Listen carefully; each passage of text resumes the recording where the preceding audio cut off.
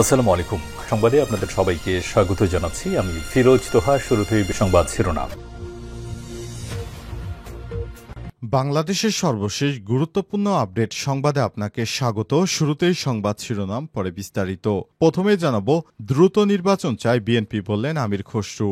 গণতন্ত্র দেশের মালিকানা ফেরাতে দ্রুত নির্বাচন চায় বিএনপি। আজ লন্ডন থেকে দেশে ফিরেই তিনি হজরত শাহজালাল আন্তর্জাতিক বিমানবন্দরের সাংবাদিকদের সঙ্গে আলাপকালে সব বিষয়ে কথা বলেছেন। বিএনপির স্থায়ী কমিটির সদস্য আমির খসরু মাহমুদ চৌধুরী আরও বলেছেন, আমরা গণতন্ত্রের জন্য নির্বাচন চাই। ১৭ বছর ধরে যে গণতন্ত্রের জন্য আমরা লড়াই করেছি সেটি অব্যাহত রাখতে আমাদের নির্বাচন প্রয়োজন।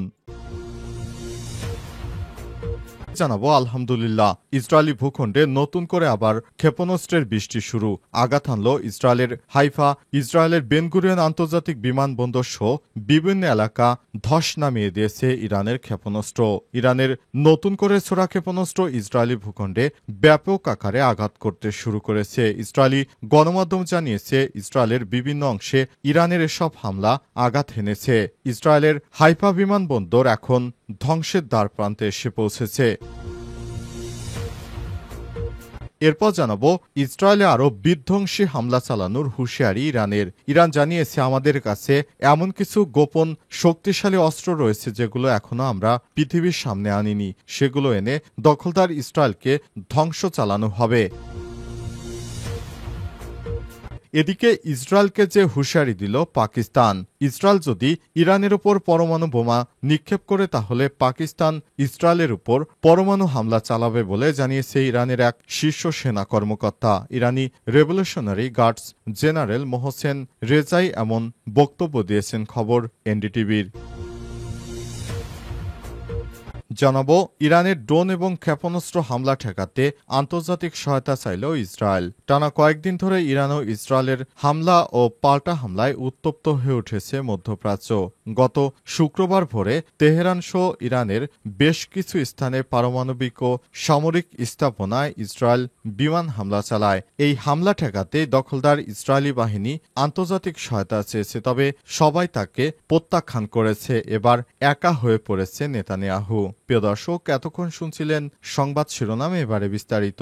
তবে তার আগে বন্ধুরা, অনুরোধ থাকবে এই সংবাদটিতে একটি লাইক দিন। এই চ্যানেলে আপনি নতুন হয়ে থাকলে আমাদের সংবাদটি দেখতে দেখতে চ্যানেলটি সাবস্ক্রাইব করে রাখুন। কমেন্ট করে বন্ধুরা আপনার মূল্যবান মতামত জানিয়ে দিন আপনি বিশ্বের কোন দেশ থেকে বা বাংলাদেশের কোন স্থান থেকে আমাদের সংবাদটি দেখছেন এবং শুনছেন। আর বন্ধুরা, গাজা যুদ্ধে আপনি যদি নিরীহ ফিলিস্তিনিদের ভালোবেসে থাকেন, কমেন্টে ইয়েস লিখে বিশ্ববাসীকে জানিয়ে দিন। ইরান ইসরায়েল যুদ্ধে আপনি কোন দেশকে সমর্থন করেন, বিশ্ববাসীকে কমেন্ট করে জানিয়ে দিন। এবারে বিস্তারিত।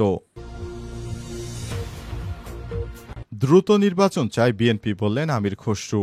গণতন্ত্র দেশের মালিকানা ফেরাতে দ্রুত নির্বাচন চায় বিএনপি। আজ লন্ডন থেকে দেশে ফিরেই তিনি হজরত শাহজালাল আন্তর্জাতিক বিমানবন্দরের সাংবাদিকদের সঙ্গে আলাপকালে সব বিষয়ে কথা বলেছেন। বিএনপির স্থায়ী কমিটির সদস্য আমির খসরু মাহমুদ চৌধুরী আরও বলেছেন, আমরা গণতন্ত্রের জন্য নির্বাচন চাই। ১৭ বছর ধরে যে গণতন্ত্রের জন্য আমরা লড়াই করেছি সেটি অব্যাহত রাখতে আমাদের নির্বাচন প্রয়োজন। আমির খসরু আরও বলেছেন, বিএনপি গণতান্ত্রিক পথে এগিয়ে যাবে এবং গণতন্ত্র পুনরুদ্ধারের জন্য দীর্ঘদিনের আন্দোলন সংগ্রামে জনগণের যে ত্যাগ, সেই পথেই দেশ অগ্রসর হবে। এ সময় তিনি বলেছেন, দেশের মানুষ গত ২০ বছর ধরে ভোটাধিকার প্রয়োগ করতে পারেনি এবং নতুন প্রজন্ম ভোট দিতে পারেনি। তাই তারা দ্রুততম সময়ের মধ্যে নির্বাচনের মাধ্যমে গণতন্ত্র উত্তরণ চায়। এটি ছিল আন্দোলনের মূল প্রত্যাশা। প্রধান উপদেষ্টার মতো বিএনপিও রোজার আগে বিচার সংস্কারে অগ্রগতি চায় কিনা এমন প্রশ্নের জবাবে তিনি বলেন, সংস্কারের বিষয়টি ঐক্যমতের উপর নির্ভরশীল। এ বিষয়ে ডক্টর ইউনূস, তারেক রহমান এবং বিএনপির সব নেতারা আগেই বলেছেন। বিচার প্রক্রিয়ার সঙ্গে আমির খসরু বলেন, এটি একটি চলমান প্রক্রিয়া, বিচার বিভাগের উপর নির্ভর করে। বিচার বিভাগ বিচার করবে এবং বিচারের আওতায় আনারও বিষয় রয়েছে। যারা বিচারের আওতায় আসবে তার জন্য আর প্রায় ৬ মাস রয়েছে।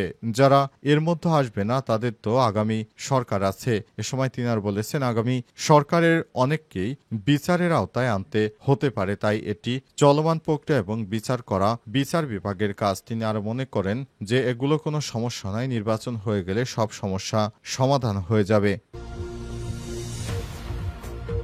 ইসরায়েলি ভূখণ্ডে নতুন করে ইরানি ক্ষেপণাস্ত্রের আঘাত, অগ্নিকাণ্ড। ইরানের নতুন করে ছোড়া ক্ষেপণাস্ত্র ইসরায়েলি ভূখণ্ডে আঘাত করেছে। ইসরায়েলি গণমাধ্যম জানিয়েছে, ইসরায়েলের বিভিন্ন অংশে ব্যাপক হারে এসব ক্ষেপণাস্ত্র আঘাত করেছে। ক্ষেপণাস্ত্রের আঘাতের কারণে দখলদার ইসরায়েলি বাহিনীর হাইফা সহ বিভিন্ন এলাকা এখন ধ্বংসের দ্বারপ্রান্তে চলে এসেছে। অবস্থায় দখলদার ইসরায়েলি বাহিনী তাদের পালানো ছাড়া কোনো উপায় নেই। অনেকেই মার্কিন গোয়েন্দা সংস্থার বিভিন্ন ঘাঁটিতে আশ্রয় নিতে শুরু করেছে। দখলদার বাহিনী এখন হাইফা থেকে বার্তা সংস্থা রয়টার্সকে জানিয়েছে, ইরানের ক্ষেপণাস্ত্র হামলায় হাইফায় ব্যাপক বিস্ফোরণ ঘটেছে। ইসরায়েলি কর্তৃপক্ষ আজ জানিয়েছে, উত্তর ও দক্ষিণ ইসরায়েলে ইরানি হামলায় অন্তত 9 জন আহত হয়েছে। ইসরায়েলের জাতীয় জরুরি সেবা সংস্থার কর্মকর্তা মাগেন ডেভিড আদান জানিয়েছেন, উত্তরাঞ্চলীয় শহর হাইফাতে 7 জন এবং দক্ষিণ ইসরায়েলে আরও 2 জন আহত হয়েছে। ইদত আহরনত জানিয়েছে, ইরানি ক্ষেপণাস্ত্রের আঘাতে হাইফায় 2টি ভবনসহ বিভিন্ন স্থানে অগ্নিকাণ্ডের ঘটনা ঘটেছে। এছাড়াও দক্ষিণ ইসরায়েলেও আগুনের কুণ্ডলী দেখা গেছে। ইসরায়েলি কর্তৃপক্ষ জানিয়েছে, গত শুক্রবার থেকে ইরানি হামলায় অন্তত 13 জন ইসরায়েলি নিহত এবং 370 জন আহত হয়েছে। ইসরায়েলের সকল বিমানবন্দর এবং আকাশসীমা বন্ধ ঘোষণা। কাতার ভিত্তিক গণমাধ্যম আল জাজিরা জানিয়েছে, ইরানের হামলার জেরে দখলদার ইসরায়েলি বাহিনীর সমস্ত বেসামরিক বিমান চলাচল বন্ধ হয়ে গেছে। তাদের আকাশসীমা দিয়ে ভয়ে কোনো বিমান উড়াল দিতে পারছে না। ইসরায়েলে আবারও বিধ্বংসী হামলার হুঁশিয়ারি ইরানের। ইসরায়েলের বিরুদ্ধে আরও বিধ্বংসী আক্রমণ চালানোর অঙ্গীকার করেছে ইরান। দেশটির সর্বশেষ ইসরায়েলে ব্যাপক ক্ষেপণাস্ত্র হামলা চালিয়ে দখলদার ইসরায়েলের সমস্ত বড় বড় ঘাঁটি গুঁড়িয়ে দিয়েছে। এতে অন্তত 5 জন নিহত হয়েছে বলে জানিয়েছে ইসরায়েলের জাতীয় জরুরি সেবা সংস্থা মাগেন ডেভিড আদম এমডি। খবর বিবিসি এবং আল জাজিরার। ইরানের Islamic revolutionary guard corps IRGC থেকে বিবৃতিতে বলেছে, ইসরায়েলের গুরুত্বপূর্ণ লক্ষ্যবস্তুর বিরুদ্ধে কার্যকর এবং আরও ধ্বংসাত্মক অভিযান অব্যাহত থাকবে। বিবিসি তাদের লাইভ প্রতিবেদনে জানিয়েছে, ইসরায়েলের হাইফায় ইরানি হামলায় কয়েকজন আহত হয়েছে। ইসরায়েলি সরকারি সম্প্রচার মাধ্যম কান বলছে, তেল আবিব থেকে 90 কিলোমিটার দূরে ইসরায়েলি বন্দরনগরী হাইফায় হামলা চালিয়েছে ইরান। এতে কয়েকজন আহত হয়েছে। এর আগে ইরানের প্রেসিডেন্ট সতর্ক করে বলেছেন যে হামলা না থামালে ইসরায়েলকে আরও কঠোর জবাব দেওয়া হবে। এদিকে মার্কিন প্রেসিডেন্ট ডোনাল্ড ট্রাম্প বলেছেন, ইরান ও ইসরায়েলের মধ্যে শীঘ্রই শান্তি প্রতিষ্ঠিত করতে হবে, তা না হলে পুরো মানবজাতির জন্য ধ্বংস অপেক্ষা করছে। দখলদার ইসরায়েলি বাহিনী যে যুদ্ধ শুরু করেছে তা শেষ করার ঘোষণা দিয়েছে ইরান। ইসরায়েল যেভাবে নিরীহ ইরানি নাগরিকদের উপর হামলা চালিয়েছিল, সেই হামলা থেকে বাঁচতে তারা পাল্টা হামলা চালাচ্ছে। আর এই হামলায় দখলদার ইসরায়েল এখন ধ্বংসের দ্বারপ্রান্তে এসে পৌঁছেছে। ইসরায়েলকে যে হুঁশিয়ারি দিল পাকিস্তান।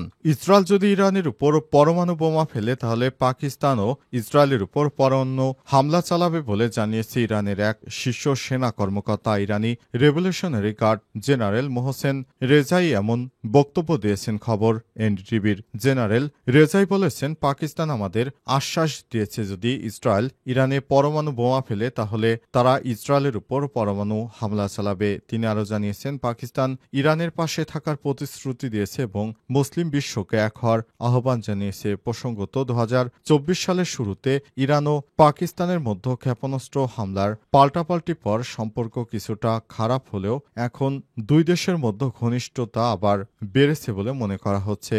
রেজাই দাবি করেছেন, ইরানের কাছে কিছু গোপন শক্তি বা সামরিক সক্ষমতা রয়েছে যা এখনো প্রকাশ করা হয়নি। পাকিস্তানের পক্ষ থেকে এখনো আনুষ্ঠানিকভাবে পরমাণু অস্ত্র ব্যবহারের বিষয়ে কিছু বলা হয়নি, তবে তারা ইসরায়েলের বিরুদ্ধে ইরানকে সমর্থন জানিয়েছে। International campaign two অ্যাবলিস্ট nuclear weapons এর মতে, ইসরায়েল ও পাকিস্তান বিশ্বের 9টি পরমাণু শক্তিধর দেশের মধ্যে রয়েছে। এই ধরনের আশ্বাস আদৌ বাস্তবসম্মত কিনা তা নিয়ে অনেকেই সন্দেহ প্রকাশ করছে, কারণ এই সংকটে অনেক দেশ জড়িত এবং বেশিরভাগ ক্ষেত্রেই এসব মন্তব্য কূটনৈতিক সমর্থনের অংশ হিসেবে দেখা হচ্ছে, সরাসরি সামরিক হস্তক্ষেপ হিসেবে নয়। পরিস্থিতিতে যুক্তরাষ্ট্রের প্রেসিডেন্ট ডোনাল্ড ট্রাম্প ট্রাম্প বলেছেন তিনি ইসরায়েল ও ইরানের মধ্যে শান্তি প্রতিষ্ঠার চেষ্টা করছেন। তবে এই হুঁশিয়ারিতে তিনি বলেছেন ইরান যদি যুক্তরাষ্ট্রকে আক্রমণ করে তাহলে যুক্তরাষ্ট্র সামরিক শক্তি এমনভাবে ইরানের উপর ঝাঁপিয়ে পড়বে যা আগে কখনো দেখা যায়নি।